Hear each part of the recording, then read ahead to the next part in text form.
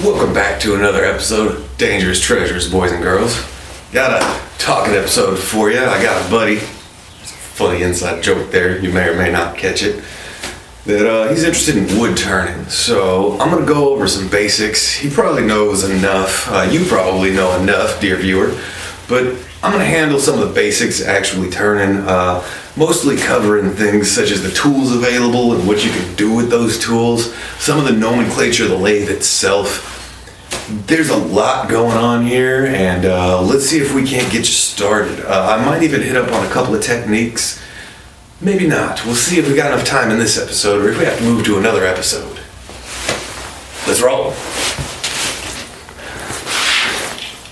Alright, here's the lathe itself. We've got tailstock, headstock, tool rest, banjo. You know what they're for. This is where your power comes from. This is where your stabilization comes from. You got different heads you can put on both your headstock and your tailstock. We'll cover those in a minute here. You understand the functional concept is that it makes wood go fast, that you can adjust it. Okay, now here on a headstock, this is where our power comes from. So that's how we need to grip our wood. We need to grip it in a very, very stable, very straight way. There's 3 basic ways to do it, and there's probably 2 more. I'll cover those real quick with words, but I don't have those because they're extra fancy. They're not exactly necessary. Starting off, you've got a 4-jaw chuck. Machinists are quite familiar with this. It's just got 4 little jaws in it. You can see them. You open it and close it with just a chuck key, much like you would a drill bit or a drill chuck. You just open it, pops out, you close it, it does that. When you're working with the 4-jaw chuck, you got to be real careful about how you shape your tenon. You can usually get away with this little thing right here because it's got a hole down the center. But if you're doing it on the inside, you've got to put a slight little slope on there. You got to get it to match the chuck. It has little teeth in there. You can kind of see the ridge on the teeth right there. And that'll give you a better grip. But you know what? The better your grip, the better off you are. Because if that slips, it's falling off. And it falls off at, I don't know, how fast does this thing go? 2,400 rip'ems. You're going to have a bad day. You're going to break something. You could smash something into your face shield. You put a dent in your garage thing. These are all things that have happened. Follow my mistakes. Learn from me. It's a good idea. The neat part about this one is that you can squeeze from the outside and you can close it up, or you can go from the inside and open it outwards. Which, if you open it from the outwards, you actually get a slightly more rigid and stable connection, generally speaking. I don't know, I don't have physics words for that, but just roll with it, because when you've got this side going, it's more likely to slip out, and when it slips out, it'll just ever so slightly, and you'll get some instabilities in the system. Now, other than, I don't normally take this off because it's hard to get off and I can be lazy. So, option number 2 is your spur bit. Your spur bit's pretty simple. Actually, this will stick right in there and I can fit it in. The spur bit, for all intents and purposes, is just a spike and some teeth. So you jam it against there real good, but you have to use the tailstock. When you jam the tailstock against there, puts a good bit of pressure, gets those teeth dug in. When those teeth are dug in, you got your power transmission. You've got your nice little rotary motion going and coming on there.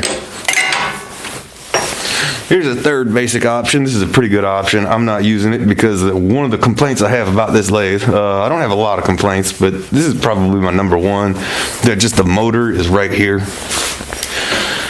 So this actually mounts here, so I can't really put anything big on this faceplate. But this one's easy. You take a piece of wood, bam, you put some screws in there, and it isn't going anywhere. On this one, you got to be real careful to make sure it's balanced quite perfectly. If you don't, you're going to have a mess. Method number 4, I'll cover also, your worm screw, excuse me. Get the worm screw. It's similar to the faceplate. You put a hole in there. You put your worm screw in that little hole, mount your worm screw in your chuck. This is my preferred method of working sometimes if I'm confident I can find the center. If you can find the center and you're comfortable with what you're doing, when you end up doing this, you don't have to use that spur and flip the work around 3 times to actually get a finished end on both sides. With the worm gear, or the worm screw, you can start with the tailstock in if it's a bit unsteady, so you can get that extra bit of stability, but you can pull it back once you get to the point where the stock, or where your wood stock is very rounded and more balanced. All right, here's our tailstock side. This is pretty nice. It's got, right now I have a live center, which is just a fancy way of saying a spike what has a bearing in it so it spins. This is usually what I'm using when I'm roughing something out or I'm doing spindle turning. It's convenient, it's useful, it feels like the standard. Other than the live center, I'll generally just use the drill chuck, I guess you call it, that holds drill bits. This has a spade bit in it right now. I strongly advise not using spade bits. Forstner bits or regular old twist bit drills are great. I have tried augers in here. That's a mistake. Don't use an auger because it'll catch and it'll torque everything out, and oh man, I just wish that worked so good because there's so many benefits to those bits being so long and wide and fat, but that's neither here nor there. I'll probably find a way to get that working by sharpening them or removing that center little threading they've got on them, but that's future work here. This tailstock though, quite nice. I don't know about other lathes, but on this one, it's got a little handle back here, and that's just, it's got an oblique shaft at the bottom.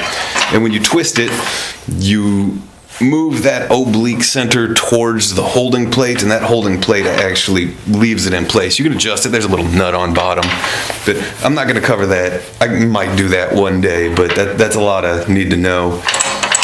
Fiddling with this back here. Don't know if you can see it in these shadows. But that comes up, move it back and forth, goes down, it stays where it should be. Now, you also have a handle on back. My handle fell off, which that handles fall off, especially with this lovely Harbor Freight one. I've just replaced all the handles that have fallen off with vice grips. Vice grips are way cheaper than actually buying handles, I assure you. You see that little vice grip right there. But on here, you also have a locking tab that locks this in place.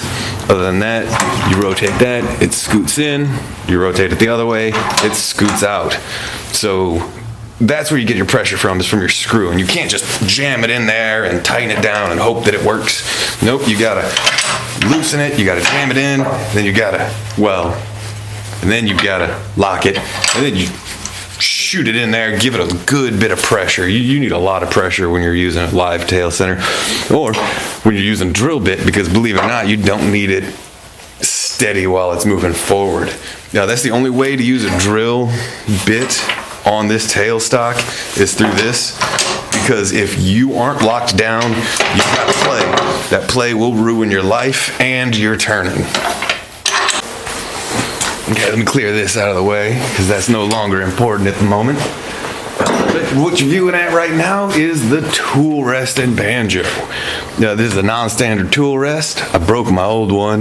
That was quite impressive. I'll see if I can't overlay that picture on this video here. You know, you snap off a full inch of cast iron. You did something impressive. We'll get into that more if... Well, we'll get into that when I show you the basics of turning. Banjo here. Banjo's pretty simple. Same oblique locking method that's in place. You've got another adjustment point here. That one I don't normally leave the vice grip on because, well, it gets in the way. Same thing here. You pull that up, wiggle it up, wiggle it down, put it at a different angle. Point is getting that as close to the wood as you feel comfortable with. Sometimes you want it real close, sometimes you don't want it real close. We'll get into when you need to do that at a different time. That's simple, that's easy, just roll with it.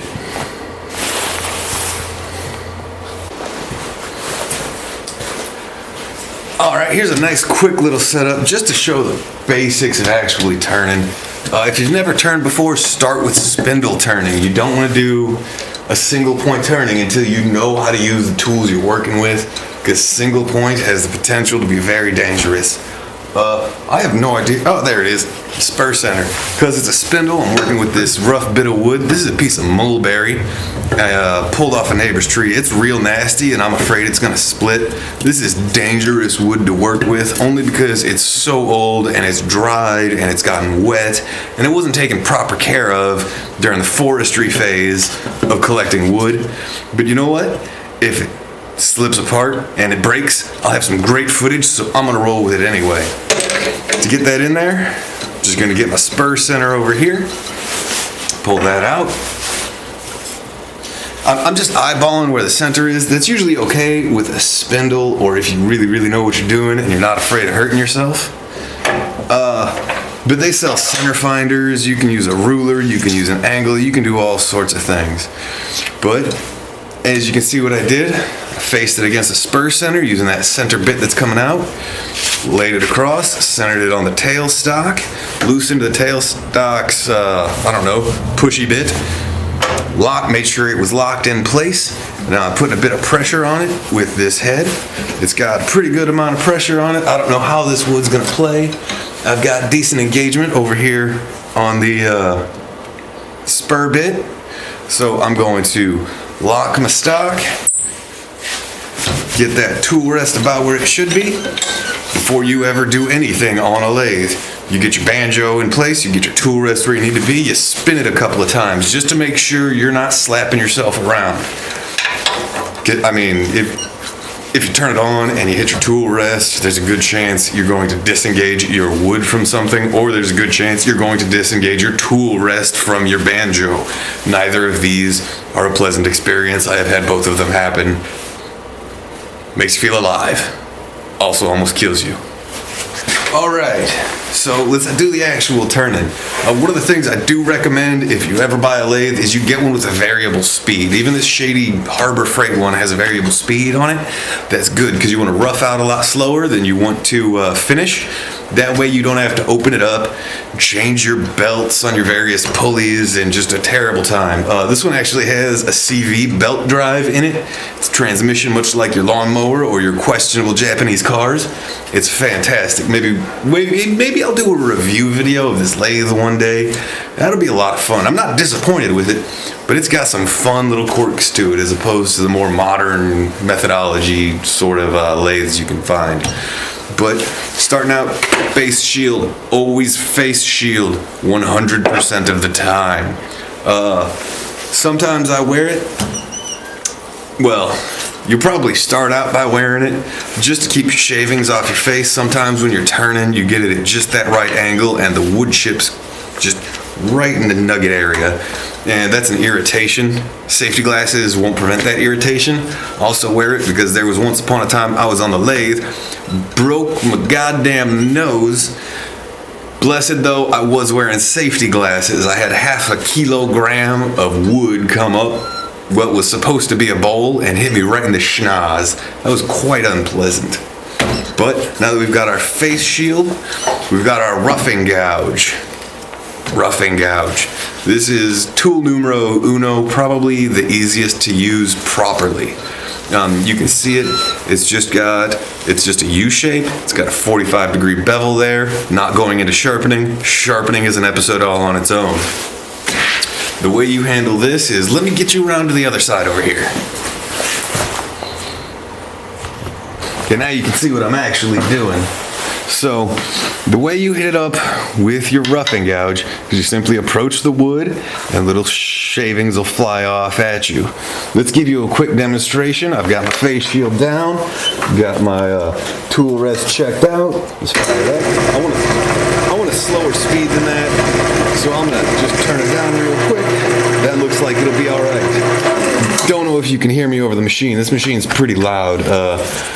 We'll see how that goes in editing. I might just have to put some captions there, but just watch. I'm going to approach it slowly, going at a slight upward angle, so I can engage that bevel on the wood. I'm going to peel this off before I hurt myself. Just up into the wood.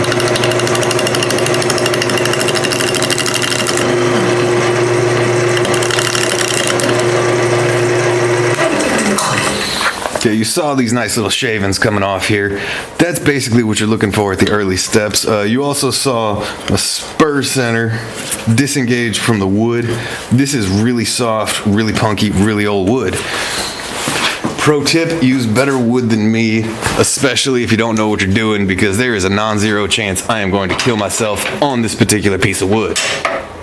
So let's loosen this up, get it tightened down one more time, a little bit more pressure. You can do that with a spur center if you lose engagement on it.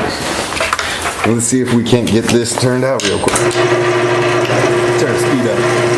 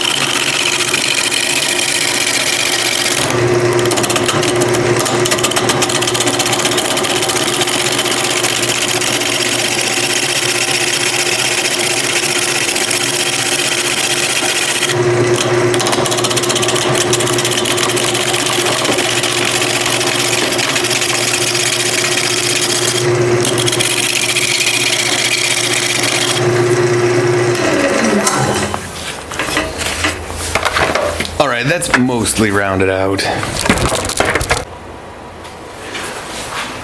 Alright, let's go over what just happened there. You saw me digging in. You saw me eventually put a little bit of turn on it. That little bit of turn is totally fine. You get yourself a different cutting sort of bevel there.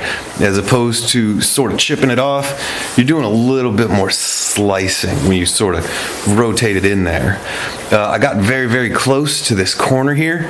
If you dig that corner into the wood, it's called a catch. What happens is this is going to torque this way, this is going to push down, this is going to want to go that way. Try to avoid doing that. Center that camera out a bit so when I point that way, it looks more like I'm pointing that way. There we go. So that's the basics of the rough and gouge. A little bit on this tool. This is just a Harbor Freight tool. It doesn't keep an edge super good. The handle broke, so the beautiful part about turning is you just make your own handles. This is a real quick one I threw together. I said I needed to put a color on it, so it's now orange because I had more orange than I knew what to do with. That's the rough and gouge in a nutshell. It's good for this sort of work. You never want to use it on a bowl. It's got a pretty weak point all the way down here. It might snap off. It's good for removing large amounts of material just in one quick go. I didn't actually round it out all the way. Don't do that. Make sure you round it out all the way before you keep going. Working forestry grade is not particularly super easy. If you got your wood from some reputable hardware store as opposed to your neighbor's yard, chances are you'd have a much nicer stock. This one actually has a bend to it. You can see this bend. So if I was to turn this down to perfectly round, it would end up about this thick, and I don't want it being about this thick because that sounds like it'd be quite dangerous. So I'm just going to keep moving on. I'm also going to leave that there. Don't just leave that there. If you do not know what you are doing, it can be dangerous, especially on this shitty old wood. So now that we have our basic shape, pretend that's perfectly round. We've got other tools we can go into. I've got this one. That's a fingernail gouge. It's basically a rough and gouge, but a little bit different. It's got a slightly different angle on the bevel. You can see it. It's closer to, what is that, 55 degrees perhaps. And it's got a chamfer to it. It works like a rough and gouge, but you can get different angles on it because of that 55. It also cuts a little bit cleaner. Let's show what that'll do.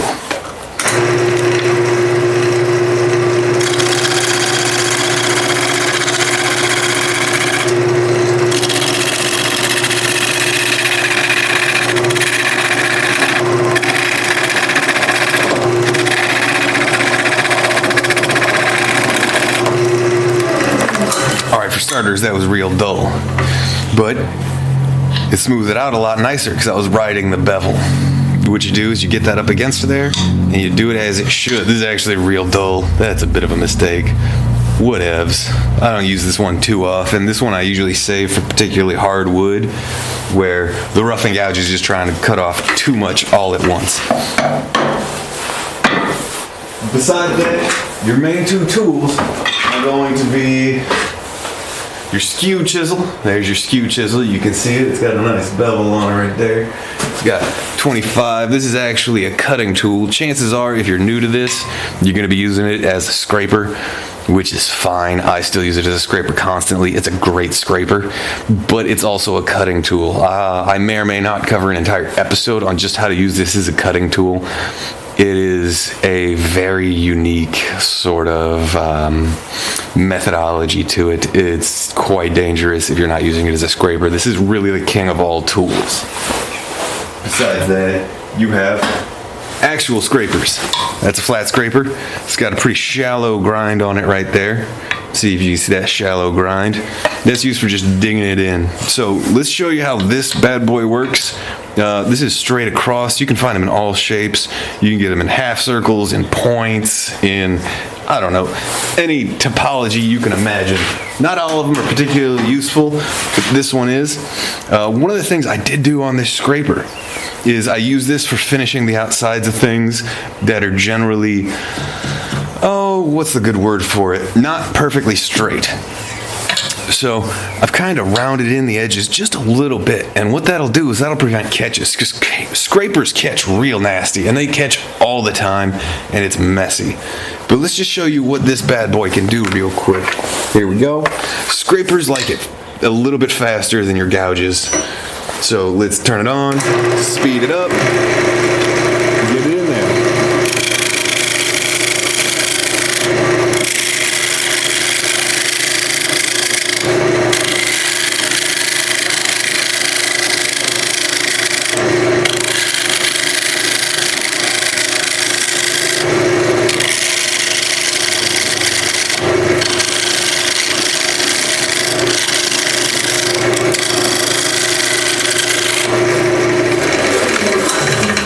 All I did was scrape me out a nice flat spot. It's still pretty ugly, got some tear out there. Scrapers it's really, really tough to keep a scraper sharp enough that you can prevent that tear out. It's doable, I generally do it, but I didn't prepare for this turn and I just started recording. It's good for that nice pre-sanding finish. Like I said, there is more shapes than just that one. There's a half round gouge, you come in, or a half round scraper, you can come in like this. You can do nice contours. I got a round scraper somewhere that's good for doing little divots. But let's cover up this skew chisel first. So the skew chisel. The two basic moves with this are scraping, just like I did with that other one. I don't personally round off the edges. A lot of people do. A lot of people will put a sort of arc to it. Makes it a better cutting tool, but not as good a scraping tool. This is how I like it. This is how I do it. One is just hitting it like a scraper. The other one I'll show you today is peeling cuts. So the scraper, you've seen how a scraper works. This will do it with a much finer finish on it. Let me show you that.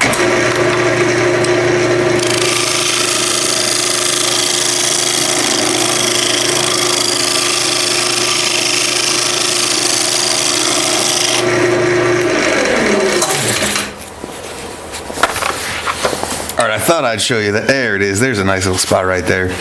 It's a little bit cleaner because that tool is so damn sharp.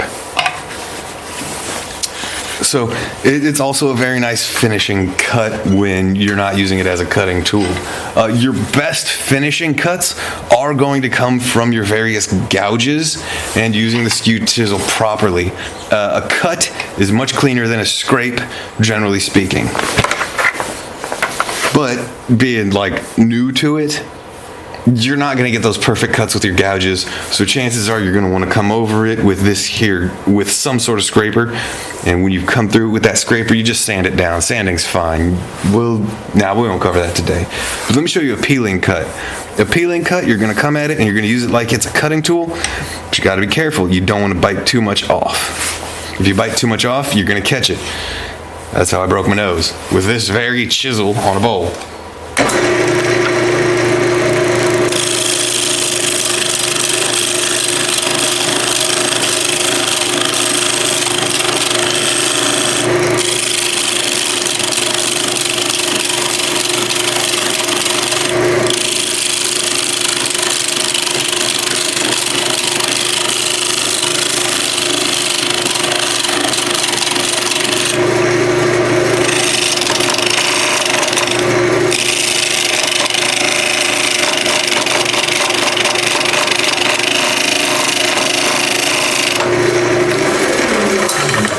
are my peeling cuts. Let's examine them real closely.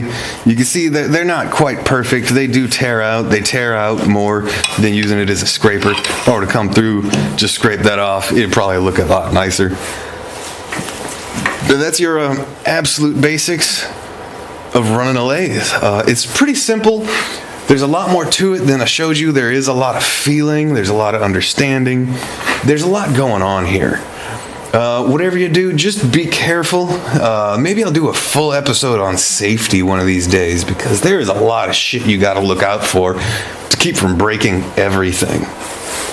That's the absolute basics of running a lathe. I just gave you about, like 10 minutes of explanation. There's a lot to it. If you're one of those guys that's just going to go out and do it, don't let me stop you. Just watch out and know you cannot teach everything about a lathe from a YouTube video. There's a lot going on. If I wasn't clear on anything, go ahead, ask me a question, drop it in the comments, and y'all have a wonderful day.